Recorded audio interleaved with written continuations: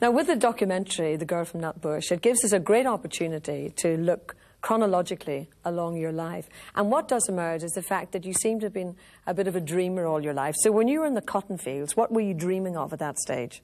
Getting out of the cotton fields. I didn't like the sun. I didn't like the work. It was very hard for a young girl when I didn't really know how to do it. You see, I was very young at the time. And the adults were sort of going along, and in the cotton fields you have to keep up, you see, or else you get rows and rows and rows behind, and you need to be with everybody so that the energy of the conversation is being carried on. And once you get behind, you lose everything. You feel like and then you start to dream. And then you're standing on the hoe, and then your father's screaming, "Get off the hoe!" And, oh, good, fine, oh, duck, duck, duck. I really didn't like it. But the dream was, I didn't know about Hollywood and all of that then. I just knew that I wanted to be a movie star.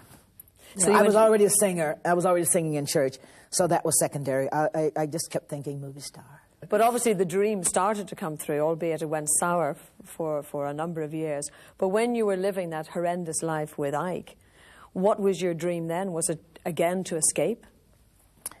In the beginning, I think I was learning stage work, and there was a lot that I took from the public, I think, in some strange kind of way, in terms of trying to get the people. I would get lost in my work, I think, lost from the reality of my life off stage, with learning how to work an audience and learning what would get people to react. And I think some kind of way it all started second half of my life, where I had to start to think, well, this is not what I really want to do. I don't really want to sing these songs or do this or whatever I was doing. And I started to dream about what I would like to do at that point, which is basically what I'm doing now. So was life really like being in prison during the latter end of your marriage to him? Yes. Well, it was always a bit like that, because Ike was a very insecure man and very possessive, and everything was, just locked in and surrounding him and how he wanted it.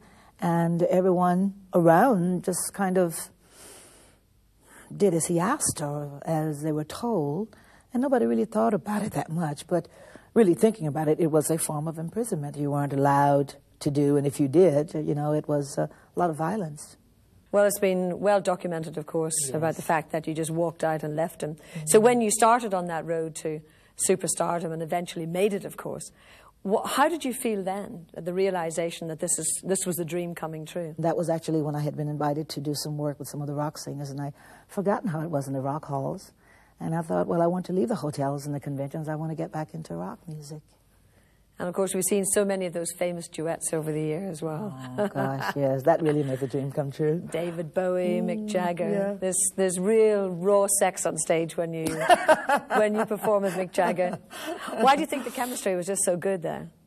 I don't know. If you speak of Bryan Adams, David Bowie, Mick, the men that I work with, they were my heroes. They still are my heroes.